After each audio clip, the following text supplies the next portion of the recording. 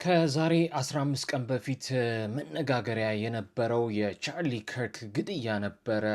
ቻርሊ ከርክን እንደሚታወቀው የቀኝ ክንፍ የፖለቲካ አራማጅ እንዲሁም የትራምፕ አድሚኒስትሬሽን ሜጋ ዋና አክቲቪስት ከዛም ባለፈ ደግሞ ሃይማኖተኛም ነበረ። በይበልጥ የሚታወቅበት ደግሞ እኔ የሚያወቅኩት በተለያዩ ዩኒቨርሲቲ ግቢዎች በመሄድ ከተለያዩ ወጣቶች ጋር ነፃ ውይይት ነፃ ክርክር ያደርግ ነበር። እንዲሁም ለሚጠየቀው ጥያቄ ምላሾች ይሰጥ ነበረ።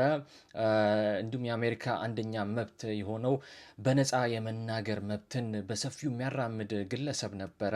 ከቻርሊ ከርክ ግድያ በስተጀርባ ብዙ ነገሮች እየተባሉ ይገኛሉ።